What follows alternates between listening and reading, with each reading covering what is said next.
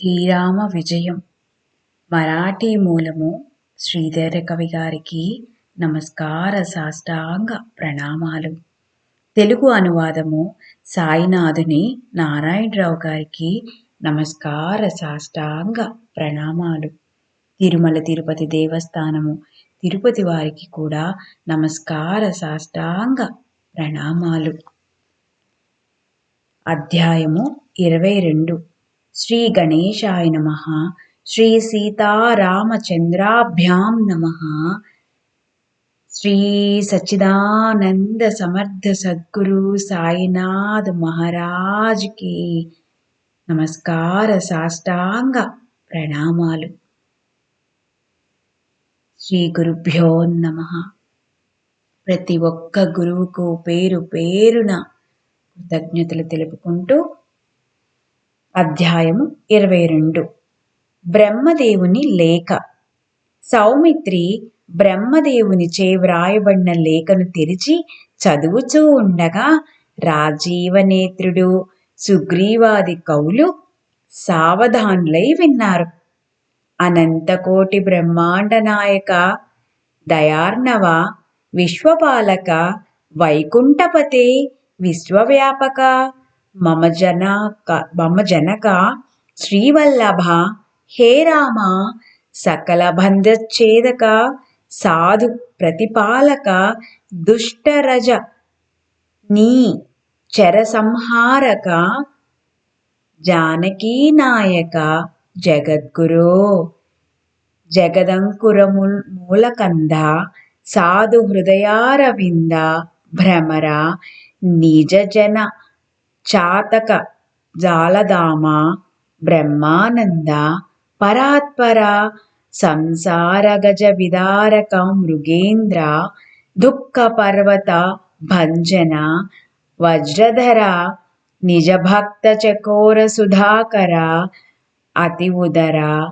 సీతాధవ, త్రిభువన జనక, దుఃఖహరణ, జనక జామాత, జనపాలక, జనక జాపతే, జలజనాయన, జలద వర్ణ, జగత్పతే, జయ జయ రామ, వేదోద్ధారక, కమర రూప, సృష్టి పరిపాలక, నమో సకల దైత్యాంతక, వరాహవేష, దీనబంధో, నమో హిరణ్యకశ్యపమర్దన, నమస్త్రివిక్రమ, బలిబంధన, నమో బ్రాహ్మణ కుల పాలన, భార్గవ కుల దివకర నమః. పౌలస్త్య కుల విపిన దహన, మీనకేతనారీ హృదయ జీవన, నమో చతుర్దశ లోకపాలన, మఖరక్షక, రఘువీర, జయ జయ విశ్వపాలక, విశ్వవ్యాపక, విశ్వకారణ, విశ్వమతిచాలక, విశ్వజీవన, విశ్వరక్షక, విశ్వేశ, నమో మాయాచక్రచాలక, నమో అజ్ఞానతిమిరాంతక, నమో వేదరూప, వేదపాలక, వేదస్థాపక, వేదవంద్య, నమో కమలనాభ, నమః నమః నమః. కమలజీవన నమః. పాపారణ్యకుఠార తీక్షణ నమః. త్రివిధదాహతపశమన, అనంతశయన, అనంత, నమో దశావతార చరిత్ర చాలక, నమో నమః. అనంత బ్రహ్మాండ నాయక, నమో అనంత వేషకారక, తాటకాంతక, పాపహరణ, నమో జనన మరణ రోగ నిర్మూలన, సచ్చిదానంద, స్వసంవేద్య, మాయాతీత, జగద్వంద్య, భేదాభేదాతీత, స్వర్గస్థిత్యంతకారక, కైవల్య పదదాయక, అజ అజిత సర్వాత్మక, కరుణాలయ, సుఖాబ్ధి, జయ జయ షడ్వికార రహిత, నమో షడ్గుణాలంకృత, అరిషడ్వర్గ ఛేద ప్రతాంపవంత, శబ్దతీత నిరంజన, నీవు నిర్వికార నిరంజనుడవు. మా కొరకు సగుణ రూపం ధరించావు. రాక్షసులను సంహరించి బందీలుగా ఉన్న దేవతలను విడిపించటానికే అవతరించావు. పితృవాక్య పరిపాలన నెపంతో అరణ్యానికి వచ్చి సహజంగా పంచవటిలో నివసిస్తూ అక్కడి రాక్షసులను అంతం చేశావు. దశకంఠుడు సీతనపహరించినందున సాక్షాత్తు రుద్రావతారం అంజనా హృదయారవింద భ్రమరం బ్రహ్మాండానికంతా స్ఫూర్తి అయిన ఆంజనేయుడు సీతను వెదుకుటకు నిమిషంలో సాగరాన్ని లంఘించాడు. మారుతి సముద్ర లంఘనం అత్యద్భుతం. ఎన్ని విఘ్నాలు కలిగినా అజేయంగా సాగిపోవడం ఇతరులకు సాధ్యము. లంకకు వచ్చిన తరువాత హనుమంతుల వారు చాలా మంది రాక్షసులను సంహరించారు. క్రౌంచన్ నోటిలోకి పోయి దంతాలతో దాని కడుపు చీల్చి బయటకు వచ్చారు. నికుంభిల దుర్గమంతా వెదికి సౌందర్యవతి సులోచనను చూసి ఆమె జానకి అనుకున్నారు. ఆమె పైన ఒక పెద్ద బండరాయిని వేయటానికి సంసిద్ధుడైన వాయునందనకు ఆమె మాటలు విని ఆమె సీత కాదని తెలుసుకున్నారు. తదుపరి సూక్ష్మ రూపంలో లంకానగరమంతా ప్రవేశించి రాక్షసులను బాధించి నగ్నంగా వీధుల పాలు చేశారు హనుమంతుల వారు. లేక వింటూ జానకీ నాదులు ధన్య ధన్య వీరమారుతి అంటూ అటువంటి అగాధ శక్తి, అద్భుత కర్తవ్య నిర్వహణ ముల్లోకాలలో ఎవరికీ లేవు అని పొగిడాడు. మారుతి వినోద లీలలు విని వానరులంతా విపరీతంగా నవ్వుతూ ఒకరిపైనొకరు పడుతూ ఆనందంగా తలలాడిస్తూ వినసాగారు. విలువైన కానుకలతో హనుమంతునికి హారతినిచ్చారు. ఒక్కొక్కరు వరుసగా మారుతిని ప్రేమగా హృదయానికి హత్తుకుని బలాఢ్యుడివైన నీ జన్మ ధన్యమైందని పరిపరి విధాలా మెచ్చుకున్నారు. వానరగణం నవ్వులాపి సావధానులైన తరువాత లక్ష్మణుల వారు దరహాస వదనులై పత్రంలోని మిగతా భాగాన్ని చదివారు. సీతాన్వేషణకే విభీషణుని మందిరంలో ప్రవేశించిన హనుమంతుల వారు అక్కడ జరుగుతున్న కీర్తనను విని పరవశించారు. అలాగే కుంభకర్ణుడి సదనం చూసి ఎంతో ఏవగించుకున్నారు. రావణుని భార్యలు 80,000 మందిని శోధించిన సీతను కానరాక వాయునందనులు రావణ సభకు వెళ్ళి అక్కడ అందరినీ అవమానించిన తీరు వర్ణింపనలవి కానిది. రావణుని పక్కన శయనించిన మండోదరిని చూచి ఆమె సీత అని తలచి దుస్వప్నం చూచిన వానివలె ఎంతో కలవరపడ్డారు. ఇంతలో శివునికి ప్రియమైన రఘునందనునికి సీతను అప్పగించు అని మండోదరి రావణునితో పలికిన పలుకులు విన్నారు ఆంజనేయుల వారు. ఇంతలో సీత ఎలాగుందో చూడమని రావణుడు దూతను పంపగా మారుతి ఆంజనేయుల వారు ఆ దూతను అనుసరించారు. అశోకవనంలోనున్న సీతాదేవిని చూచి నమస్కరించి ఆమె ముందు ముద్రిక నుంచి క్షణంలో చెట్టుపైకెక్కి కూర్చున్నారు. ఇంతలో రాక్షస స్త్రీలు గుంపులుగా వచ్చి వాళ్ళ పరాక్రమం సీతాదేవి ముందు ప్రదర్శించారు. సీతాదేవి ముద్రికను చూచి శోకతప్తమై కాగా మారుతి ప్రత్యక్షంగా దిగివచ్చి ముందు నిలిచారు. అన్ని విషయాలు వివరించి ఆకలిగా ఉందనే నెపంతో 30 యోజనాల విస్తీర్ణమున్న అశోకవనాన్ని ధ్వంసం చేశారు. రావణుడు సైన్యాన్ని పంపారు కానీ వారిని మారుతి ఆ క్షణంలోనే సంహరించారు. రావణుని పుత్రుడైన అక్షయుణ్ణి చంపి ఇంద్రజిత్తును 30 తిప్పలు పెట్టారు. తర్వాత నేను హనుమంతుణ్ణి ప్రార్థించి బ్రహ్మపాశబద్ధుని చేశాను. రావణుని వాగ్బాణాలు వింటూ నిర్భీతితో హనుమంతుల వారు సభలో నిలిచారు. మారుతిని త్వరగా సంహరించాలని తోకకు గుడ్డలు చుట్టి నూనె పోసి నిప్పంటించారు. తోకకు నిప్పంటించగానే హనుమంతుల వారు ఎగిరిపోయి ఒక్క క్షణంలో లంకను మూడు వంతులు తగలబెట్టారు. లంకంతా మంటలతో సువర్ణమయంగా గోచరించింది. వాయుపుత్రుని అసామాన్య సామర్థ్యానికి జోహార్లు. సముద్రంలో తోకను చల్లార్చి ఆటలలో అలసిపోయిన బాలుడు తల్లి ఒడి చేరినట్లు తిరిగి జానకమ్మ తల్లి దగ్గరికి సందర్శించారు. సౌమిత్రి ఆ జాబు చదవగానే ఘనశ్యామగాత్రుడైన రఘువీరులు పరుగున వెళ్లి వాయుపుత్రుని ప్రేమతో కౌగిలించుకున్నారు. అటువంటి సద్గుణుడైన రత్నాన్ని కని అంజనాదేవి తల్లి జన్మ ధన్యమైంది.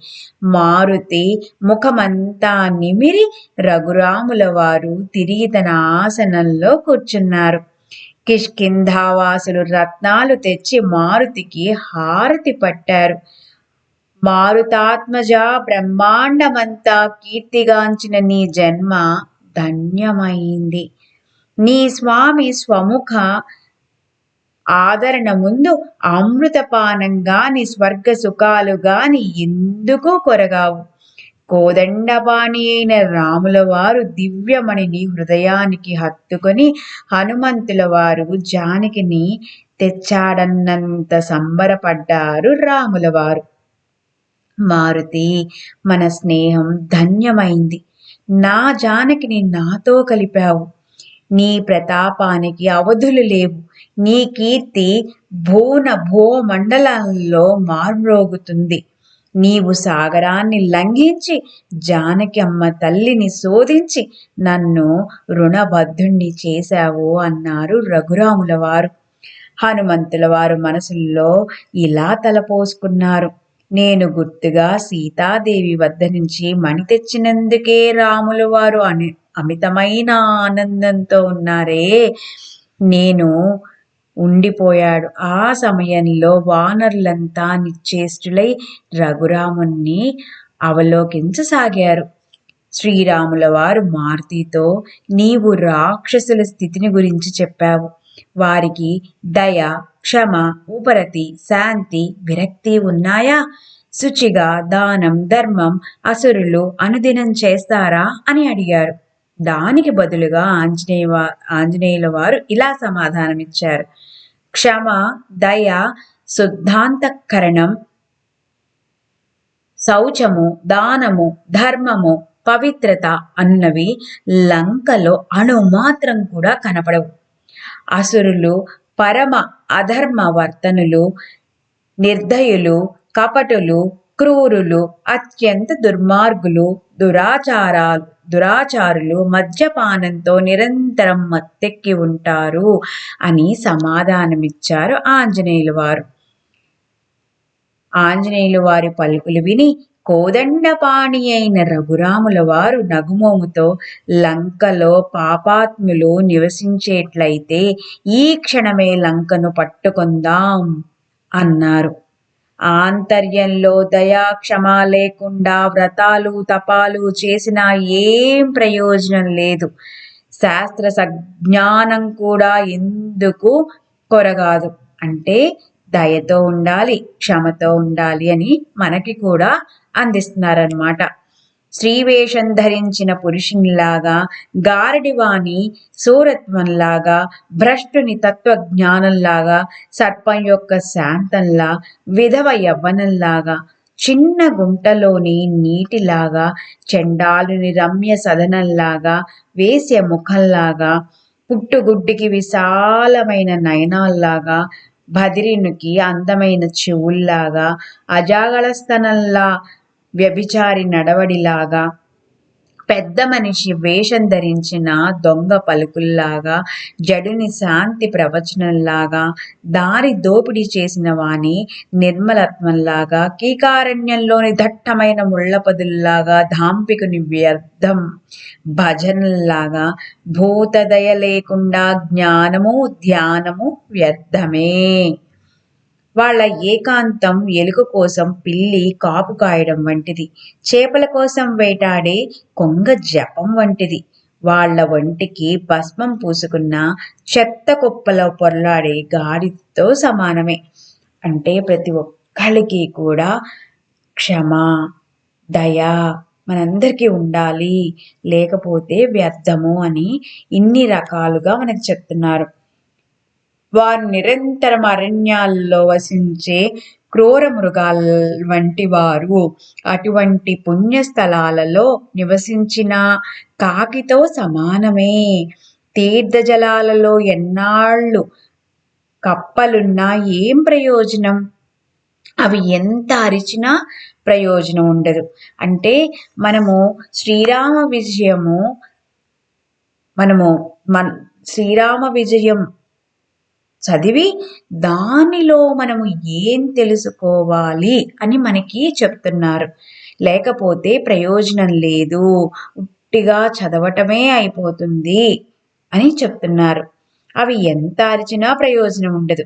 వారికి 64 కళలు తెలిసినా వాటి భావం విపరీతంగా బోధపడుతుంది. దయా క్షమ ఎన్నటికీ రుచించవు. వారి వేదాధ్యయనం చేసిన గాడిదకు చందనం రాసినట్టే. గరిటను షడ్రసాలలో ఎంత కలయబెట్టినా దానికి రుచి ఏం తెలుస్తుంది? డంబాచారంతో చేసే కీర్తనల్లాగా, వేటగాడి కోతలాగా, తాగుబోతు వాని వాగుడులాగా వారి శబ్ద పరిజ్ఞానం ఎందుకు కొరగాదు. బృందావన ఫలం ఎంత శుభ్రంగా ఉన్నా, ఉమ్మెత్తకాయ పనసను బోలి ఉన్నా ఏం ప్రయోజనం? ఎంతసేపు సున్నాన్ని చిలికినా నవనీతం వస్తుందా? ఇసుకను ఎంత ఎండబెట్టినా దానికి మృదుత్వం కల్పాంతానికి కూడా కలుగుతుందా? వేపకాయను ఎంతకాలం చక్కెరలో ఉంచినా దానిలోని చేదగుణం మారుతుందా? కాకి సున్నం వేసి రాజహంసలాగా తయారు చేసిన అది పెంటను వెతకడం మానుతుందా? అలా వేషం వల్ల ఉపయోగం ఏంటి? అలాగే హనుమంత, దయ క్షమ హృదయంలో లేకుండా జపము తపము ధ్యానాలు నిష్ప్రయోజనము అని హనుమంతుల వారికి చెబుతున్నట్లుగా మనందరము కూడా ఈ గ్రంథాన్ని పారాయణం చేసే సమయంలో మనం కూడా నేర్చుకుంటామని ముందుగానే హనుమంతుల వారికి రాముల వారు విన్నవించారు మనందరి కోసం. అందువల్ల ఆవలి ఒడ్డున ఉన్న లంకలోని అసురులందరినీ సంహరించాలి అన్నారు రాముల వారు. ఆ మాటలు విన్న వానరులంతా ఆనందంతో కేకలు వేశారు. మరలా బ్రహ్మ వ్రాసిన పత్రం చదవటం మొదలుపెట్టారు. హనుమంతుల వారు లంకాదహనం చేసిన తరువాత లంకంతా సువర్ణమయమైంది అని విని శ్రీరామచంద్రుల వారు ఆశ్చర్యంగా జాంబవంతుడితో, నీవు చాలా కాలం నుంచి ఉన్నావు, బ్రహ్మాంశ సంభూతుడవు, ఎన్నో విషయాలు చూచి ఉంటావు, విని ఉంటావు, ఈ వివరం మాకు తెలియచెప్పమని అడుగుతున్నాను. వయస్సులో తపస్సులో గుణంలో తండ్రి వంటి జాంబవంతుల వారు లంకానగర స్థల వృత్తాంతాన్ని ఇలా చెప్పసాగారు. విశాలమైన లంకానగర స్థల పూర్వ వృత్తాంతం. గజేంద్రోద్ధారణ చేసి రమాకాంతుడు వేగంగా వెనుతిరిగాడు. అప్పుడు గరుత్మంతుడు తనకు ఆకలి బాధ తీవ్రంగా ఉన్నదని మనవి చేశారు. వెంటనే శ్రీధరుడు, నీవు వెళ్ళి గజేంద్రుని గోళ్లల్లో ఎన్నో కళేబరాలున్నాయి, త్వరగా ఆరగించి రమ్మనగా గరుడు ఎగిరి వెళ్ళి గజేంద్రుని గోళ్ల నుంచి 2 కళేబరాలు తీసుకుని ఆకాశానికి ఎగిరాడు. ఇంతలో రాబందు వచ్చి భాగమడిగింది. వైనతేయుడు దానిని ఒక్క క్షణంలో సంహరించి జంబూవృక్ష కొమ్మపై కూర్చున్నాడు. ఆ కొమ్మపై 60,000 మంది వాలఖ్యులు అనే ఋషులు తపస్సు చేస్తున్నారు. పక్షీంద్రుడు బలంగా దానిపై వాలగానే విశాలమైన ఆ కొమ్మ విరిగింది. 100 యోజనాల క్రిందకి ఆ కొమ్మ పడితే ఆ విప్రులందరూ మరణించేవారే. అది గమనించిన కశ్యపసుడు కళేబరాలను నోటితో కొమ్మను చేతితో పట్టుకుని పైకి లాగారు. నేనిప్పుడు ఎవరి శరణు వేడేది? కొమ్మను వదిలితే 60,000 మంది ఋషులు మృతులవుతారు అని మదనపడసాగాడు. కశ్యపుడు అనుష్ఠానంలో కూర్చుని ఉండగా అతనిపై ఆకాశంలో ఎగురుతున్న పక్షి నీడపడింది. అతడు దృష్టి సారించి సుపుత్రుడు సంకటంలో పడ్డాడని తెలుసుకున్నారు. అప్పుడు గరుడు కశ్యప ఋషిని ప్రార్థించగా ఆ ఖాళీ స్థలంలో బ్రాహ్మణులను దించమని, ఆ కొమ్మ కారణంగా మానవులు ఒకరి ప్రాణం ఒకరు తీసుకుంటారు కనుక ఆ కొమ్మను మాత్రం అక్కడ ఉంచవద్దని చెప్పారు. మరలా పక్షిరాజు ఆ కొమ్మను ఏటవాలుగా యథాస్థానంలో ఉంచారు. అందువలన అది త్రికూటాచలమైంది. గరుడు అక్కడ ఆహారాన్ని తిని ఆ కొమ్మను అక్కడే వదిలి వెళ్ళారు. తదుపరి ఆ ప్రదేశంలో లంకా నగరం నిర్మించబడింది. సువర్ణ శాఖ పడి ఉన్న లంకను హనుమంతుల వారు దహించారు. ఆ శాఖ నుంచి బంగారం కరిగి బయటకొచ్చింది. అందువలనే లంక సువర్ణమయమయ్యింది అని అయోధ్యాపతికి తెలియచేశారు జాంబవంతుల వారు. అసలు లంకా నగరం ఎలా ఏర్పడింది ఏమిటి అని మనకి వర్ణించారు జాంబవంతుల వారు. శ్రీరామ యుద్ధ సన్నాహము. తదుపరి సుగ్రీవుల వారు విజయదశమి శ్రవణ నక్షత్రము చాలా మంచి ముహూర్తము అన్నారు. ఆ రోజునే రఘునందనుల వారు యుద్ధానికి బయలుదేరారు. పూర్వం రఘుమహారాజు కూడా ఆ ముహూర్తాన బయలుదేరి దిగ్విజయం పొందారు. సర్వశుభ లక్షణాలున్న ఆ తరుణంలో మాల తీసుకుని సుగ్రీవుల వారు శ్రీరాముని పాదాల విందాలకు ప్రణామం చేశారు. శ్రీరాముని వెంట కిష్కిందేశ్వరుడైన సుగ్రీవులు 18 పద్మాల వానరులు నిలబడ్డారు. 72 కోట్ల భల్లూక వీరులు వారి రాజైన జాంబవంతులు అనుసరించారు.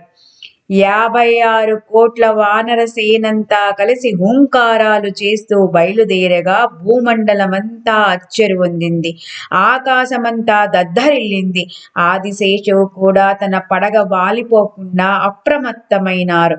యజ్ఞవరాహం ముట్టెను పైకెత్తి పళ్ళు బిగబట్టింది. కూర్మం తన వీపు సవరించుకుంది. దిగ్గజాలు భయక్రాంతులయ్యాయి. హూంకారాలు విని భూమి కంపించింది. వనచరాలు ఖేచరాలు భీతిల్లాయి.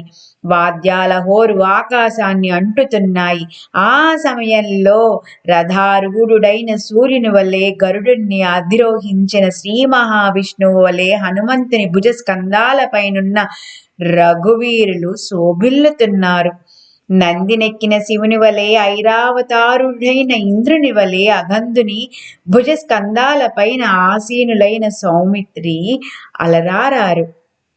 కిరణాలచే పరివ్యాప్తుడైన సూర్యుని వలె, సప్తగిరిలోని కనకాద్రి వలె, ప్రమదగణాల మధ్య శివుని వలె రాముని వానరులు పరివేష్టించారు.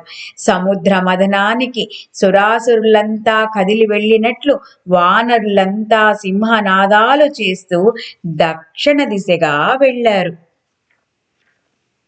విశాలమైన వృక్షాలను పెకిలించి రామునికి గొడుగు పట్టారు. వృక్షాల చిగుళ్లను చేత ధరించి చామరల్లాగా రాముల వారికి విసరసాగారు. 10 యోజన విస్తారంగా సేన కదిలిపోతుండగా దారిలో వానరులు రఘునాథునితో రావణ్ణి మట్టి గరిపించి జానకిని మీతో కలుపుతాము అని పలికారు. ఒక వానర వీరుడు నేరుగా వెళ్లి దశకంఠుని పరిమారుస్తామన్నారు. ఒకడేమో రావణ్ణి బంధించి తేవడానికి క్షణం కూడా పట్టదన్నారు. ఒకరు రఘునందనితో, స్వామి, నా మనసులో రావణ్ణి ముక్కు చెవులు కోసేసి త్వరగా తీసుకురావాలనుంది అన్నారు. ఒకరేమో నేను వెళ్ళి లంకనంతా తలకిందులు చేసి వస్తాను, అది విని నీవు సంతోషిస్తావు రఘురామా అన్నారు. దక్షిణాపథంలో సైన్యమంతా కదిలిపోతుండగా దారిలో వానరులు పర్వతాలను పైకెత్తి బంతుల్లాగా ఎగరేసి పట్టుకుంటూ ఆవేశంగా పరుగులెత్తసాగారు. సైన్యమంతా సముద్ర తీరం చేరింది. వానరుల హూంకారాలను సముద్రులు మిక్కిలి భీతిల్లాడు. వేదాలలోని అద్భుతమైన భావాన్ని, వాటి స్వరూపాన్ని చూచి యోగి నిశ్చలమైనట్లు వానర వీరులంతా సముద్ర తీరం వద్ద ఆగిపోయారు. రాజహంస మానస సరోవరానికి వచ్చి స్థిరపడినట్లు కపికేసరాలన్నీ సముద్ర తీరం వద్ద విడిది చేశాయి. దశయోజన విస్తీర్ణంలాగా నలుమూలల సేనలు విడిది చేశాయన్న విచిత్ర వార్త లంకకు చేరిన విధం పరిశీలిద్దాం. వానర సహితంగా అయోధ్య విహారి సముద్రపు ఆవలి ఒడ్డుకు వచ్చి ఉన్నాడన్న వార్త లంకలోని రాక్షస శ్రేష్ఠులందరూ విన్నారు. ఇంద్రజిత్తు మొదలైన కుమారులతోనూ ప్రహస్తుడు మొదలైన ప్రముఖ ప్రధానులతోనూ లంకేశ్వరుడు సమావేశమయ్యాడు. రావణ్ణి యుద్ధ సమాలోచనలు. శత్రువు పాము అగ్నితో సమానం. వారిని తక్కువగా అంచనా వేయకూడదు. జాగ్రత్త వహిస్తే వారిని విధ్వంసం చేయడానికి క్షణం పట్టదు అని లంకేశ్వరుడు ఆలోచనామగ్ను అయ్యాడు. సపరివారంగా రఘునందనులు ఆవలి తీరాన విడిది చేశారు. ఒక వానరుడు వచ్చి లంకా నగరాన్ని తగలబెట్టి వెళ్లి జరిగిందంతా రామచంద్రునికి చెప్పి త్వరగా వెంటబెట్టుకుని వచ్చారు. వారిని కైవసం చేసుకుని పద్ధతి ఆలోచించి నాకు వెంటనే చెప్పండి అని అన్నాడు. ఆ మాటలు లంకేశ్వరుడు పలికినంతనే కుమారులు ప్రధానులంతా కలిసి మిక్కిలి కుపితులై ఆయుధాలు చేబూని ఇలా అన్నారు. ఆ నరులు వానరులు భల్లూకాలు మనకు భక్ష్యాలు. మన ప్రభువు శంకరుడు పరమదయాళువు, అందువలనే ఆయన వీళ్లను ఆహారంగా పంపారు. మీరు దిగులు చెందనవసరం లేదు. మీ శత్రువును సంహరించి తిరిగి రావడానికి మాకు ఒక్క క్షణం పట్టదంటూ కత్తులు దూశారు. సింహానికి దూరంగా వెనక నిలబడి నక్క వదిలినట్లు కప్పలన్నీ కలిసి వాసుకుని గెలుస్తామని ఎగిరిపడ్డట్లు శక్రజిత్తు, అతికాయుడు మొదలైన కుమారులు, దేవాంతక, నరాంతక, మహోదర, ధూమ్రాక్ష, వజ్ర దంష్ట్రాది అసురులు అందరూ కలిసి ఆ నరవానరులను ఒక్క క్షణంలో జయిస్తామని ప్రగల్భాలు పలికారు. ఆ సమయంలో కాకుల సభలోకి రాజహంస ప్రవేశించినట్లుగా విభీషణుడు సభకు విచ్చేశారు. వివేకరత్నాలకు మకుటం, అపార సద్గుణ గంగ, సద్భావకిని దివ్యమణి అయిన విభీషణుల వారు తేజోరిల్లారు. వివేక ఖని భక్త సముద్రుడు, పరమార్థవనంలో అలరారే దివ్య కుసుమం లాగా విభీషణులు విరాజిల్లారు. అటువంటి ఉన్నతమైన న్యాయ సింధువు, సత్య సముద్రుడైన విభీషణుల వారు హితవు చెప్పసాగారు. విభీషణుని హితబోధ. మీరు వాచాలులు, పరమ దుర్మార్గులు, మహాకపటలు, అంతరంగంలో పరిశుద్ధత లేనివారు, దశముఖునికి దాసోహమని నానా కుతర్కాలు చేశారు. సజ్జనుల యశస్సు, ధైర్యము, సకల సద్గుణాలు, వారు చేసిన మంగళ కార్యాలు విని దుర్జనులకు దుఃఖం కలుగుతుంది. వారిని దూషించకుండా ఉండలేరు. దుష్ట బుద్ధులు, బలహీనులైన వారే పరనింద చేస్తూ రాత్రింబవళ్ళు తమ్ము తాము పొగుడుకుంటూ యుద్ధ భూమి నుంచి పారిపోతారు. ఇవన్నీ సునక లక్షణాలు. మనకి సాయి సచ్చరిత్రలో కూడా సాయినాథులు ఇదే మనకి చెప్తున్నారు. పరనింద చేయరాదు, పరనింద చేయరాదు అని. ఇక్కడ కూడా విభీషణుల వారు అదే చెప్తున్నారు. ఇవన్నీ శునక లక్షణాలు. సకల సైన్య సహితంగా యుద్ధంలో విజయం పొందడానికి అయోధ్యానాథుడు విచ్చేశాడు. ఇంతకు పూర్వం హనుమంతుడొక్కడే వచ్చి తన బలాన్ని చూపించారు. ఆయన దృష్టిలో సముద్రం చేత్తో ఆపోసన పట్టిన ఉదకంతో లేగదూడ అడుగుజాడల్లోని నీళ్లతో సమానం. ఆ సముద్రాన్ని రఘురాములు ఒక్క క్షణంలో దాటి రాగలరు. హనుమంతుల వారు నగరాన్నంతా విధ్వంసం చేశారు. రావణ సభనంతా నగ్నం కావించి కోటాను కోట్ల నిశాచరులను అశోకవనంలో సంహరించారు.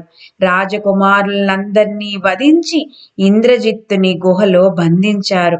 అద్భుతంగా లంకను దహించి పౌరుషాన్ని ప్రకటించారు. ఆ సమయంలో మీ బలమంతా ఎందుకు వికలమైంది? ఇప్పుడు రావణ్ణి ముందర ప్రగల్భాలు పలుకుతున్నారు అని హితువు పలికారు విభీషణుల వారు. పరమపాషాండులైన దుర్జనులు యవనులు వేదాలను దూషిస్తారు. కానీ విద్వజ్ఞనులు జ్ఞాన సంపన్నులకు ధర్మాత్ములకు నమస్కరిస్తారు. కమలాన్ని కప్ప నిందిస్తుంది, కానీ భ్రమరమెన్నిటికీ దానిని వదలదు. తస్కరులు చంద్రుని నిందించవచ్చు, కానీ చకోరం సదా ఆనందిస్తుంది.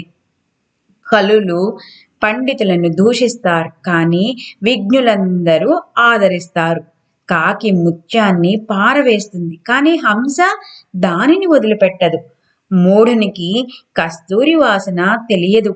బురద ఆనుకొని దూరంగా విసిరివేస్తాడు, కానీ శ్రీమంతుడు అహోరాత్రులు దాన్ని హృదయాన శిరస్సున ధరిస్తారు. గుడ్లగూబకు సూర్యుడంటే ఇష్టం ఉండదు, కానీ చక్రవాకం ఆనందిస్తుంది. అంధుడు జాతి రత్నాన్నైనా పారేస్తాడు, కానీ రత్న పరీక్షకుడు దాన్ని సంరక్షిస్తారు. అలాగే జగదంజుడు ఎవరి హృదయంలో సదా ఉమావరుడు నివసిస్తాడో, సదా ఆదిశేషువు ఎవరిని కీర్తిస్తాడో, సనక సనందాదులు ఎవరిని హృదయాన ధ్యానిస్తారో, ఎవరు వేదా చలానికి వెలుగో అట్టి కమలోద్భవులు, సహస్రనేత్రులు, పురాణ పురుషులు మూల ప్రకృతితో సహా రఘువీరుని రూపంలో అవతరించారు. అలాంటి వేదవంజుడైన రఘురాముని మీరు పామరులై నిందిస్తున్నారు. రావణుడు కామంతో చేసిన ఘాతకాన్ని మరిచి అతని మాటలకు తలలూపుతున్నారు. కార్తవీరునిచే బంధింపబడ్డాడు రావణుడు. అట్టి సహస్ర బాహువునుకు భృగు నందనుడు వధించాడు. క్షత్రియులకెల్లా ప్రళయ రుద్రుడైనట్టి క్షత్రియాంతకుడైనటువంటి పరశురాముని రాముడు జయించాడు. మతి లేనివాడై దశకంఠుడు శ్రీరాముని స్వరూపాన్ని తెలుసుకోలేకపోతున్నారు. మామూలు కోతులు చిన్న చెట్లను కూడా చేతులతో పెకలించి పైకెత్తలేవు, కానీ దేవతలంతా వానర వీరుల రూపంలో అవతరించారు. ఇప్పటికైనా ఈ విషయం గుర్తుంచుకుని జానకిని రామచంద్రునికి అప్పగించండి. శివధనస్సు అతి ప్రచండమైనది. రావణుడికి దాన్ని కదల్చ సాధ్యం కాలేదు. అందరు రాజులు చూస్తూ ఉండగా రాముల వారిని దానిని 2 ముక్కలుగా చేశారు. రామచంద్రుడు ఇప్పటికీ చాలా దూరం వచ్చి సముద్రం ఆవలి తీరారున్నారు. ఇప్పటికైనా మంగళజన్ని అయిన సీతమ్మ తల్లిని రాఘవేంద్రునికి సమర్పించండి. దశముఖ చిత్రకూటంలో లక్ష్మణుని వింటి గీతను దాటడానికి నీకు ధైర్యం లేకపోయింది. ఇప్పుడేం చెయ్యగలవు? అందువల్ల ఆ త్రిభువనేశ్వరునికి సీతను తీసుకువెళ్ళి అప్పగించి రమ్మనమని విభీషణుల వారు అర్థించారు. సీతను రఘురామునితో కలిపిన తరువాత బందీలుగానున్న దేవతలందరినీ విడిపించండి. దానివల్ల ఆ చంద్రార్కం నీ పుత్ర పౌత్రుల శుభం పొందగలరు. నా మాటలు నీకు ప్రస్తుతం కఠినంగా తోచవచ్చు, కానీ ముందు ముందు నీకు దానిలోని మాధుర్యం, అమృతత్వం అనుభవమవుతుంది. మందు ఎప్పుడూ కూడా చేదుగా ఉంటుంది, కానీ రోగాన్ని త్వరగా తగ్గిస్తుంది. కలకండ గట్టిగా ఉన్నా నమిలితే దాని రుచి మధురంగా ఉంటుంది. అలాగే నా మాటలు కూడా ఉసిరికాయ తినేటప్పుడు పుల్లగా ఉంటుంది, కానీ అది కలిగించే ఆనందం అధికం. అలాగే నా పలుకులు, నా మాటలు విశ్వసించు. దశగ్రీవ తండ్రి బిడ్డకు ఎన్నో బోధిస్తారు. అప్పుడు అవి వాడికి విషప్రాయంగా తోస్తాయి, కానీ తరువాత అందులోని మధురామృతాన్ని వాడు సంపూర్ణంగా ఆస్వాదిస్తాడు. అశుభ శకునాలు లంకలో అధికంగా కనిపిస్తున్నాయి. అనుక్షణం ఉల్కాపాతాలు కలుగుతున్నాయి. ఆకాశం కూడా అదురుతున్నట్లుంది. మేఘాల జాడ కనిపించడం లేదు. రక్తమే మేఘాల నుంచి వర్షిస్తున్నట్లుగా విధవలు ఒడి నిండా మట్టి నింపుకొన్నట్లు యమధర్మరాజు మంగళసూత్రాన్ని తెంపినట్లు మండోదరికి ఎన్నో దుస్వప్నాలు కలిగాయని తెలిసింది. అందువలన ఓ దశవదన, నీవు జ్ఞానివై కూడా వేదాలనే ధిక్కరించావు.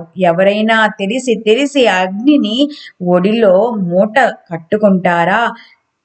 దారుణమైన విషమని ఎరిగి ఎందుకు బలవంతంగా గ్రోలడం?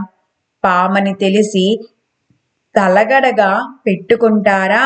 నివురుగప్పిన నిప్పని తెలిసి దానిపై ఎవరన్నా శయనిస్తారా? కడుపుకు బండ కట్టుకుని నీటిలోకి దూకడం సంభవిస్తుందా అంటూ విభీషణ వారు పలికిన పలుకులకు సభాసందులంతా అవాక్కైపోయారు. రావణుడు పరమ క్రుద్ధుడైనప్పటికీ మౌనం వహించాడు. ప్రహస్తుడు విభీషణుడితో, మాట్లాడకుండా ఊరికే కూర్చో. సభలో అనిచితాలు మాట్లాడితే మృత్యువు తప్పదు. నీవు రాజబంధువైన శతమూర్ఖుని వలె, బుద్ధిహీనుల వలె మాట్లాడుతున్నావు. నీకు వివేకంగా మాట్లాడడం తెలియకపోతే లేచి ఇంటికి వెళ్ళు అన్నాడు. ఇంద్రజిత్తు కోపంగా, నీవు సభలో అనుచితంగా మాట్లాడావు. నిజానికి నిన్ను ఇప్పుడే వధించాలి, కానీ పినతండ్రివని ఉపేక్షిస్తున్నాను అన్నాడు. తండ్రిని చూచి నీ తమ్ముని పక్షపాతం చూచావా? ఇది ఎంతో అనర్థహేతువు అన్నాడు. బదులుగా విభీషణుడు, నీవు చండాలుడవు, మహా కపటివి, కృతజ్ఞుడవు, దుర్మార్గుడవు. నీతో సాంగత్యం చేసి రాజు మందమతి అయినాడు. ఏనుగు అంకుశానికి లొంగుతుంది, పాము మంత్రానికి కట్టుబడుతుంది. రాజుల బుద్ధి పరమ చతురులు, మేధావులైన ప్రధానుల వశమవుతుంది. అగ్ని జ్వాలలను నీటితో ఆర్పివేయవచ్చు, కానీ దారుణమైన క్రోధాగ్నిని సద్వివేకం తప్ప అదుపు చేయలేదు. రాజు అనుచిత కార్యాలు చేస్తే వెంటనే ప్రధానులు దాన్ని ఖండించాలి, కానీ మీరంతా పాప కనులు, నిర్దయులు, కృతజ్ఞులు. రాజు అసలే అతి దుర్మార్గుడు, దానికి తోడు అమంగళులైన ప్రధానులు తోడైనారు. అవివేకం ప్రబలి దుష్టబుద్ధి కల్లోలమై తాండవిస్తున్నది. ఒకడికి చేతిలో నోరు కొట్టుకునే కోరిక కలగానే పాల్గొన మాసం ప్రవేశించినట్లు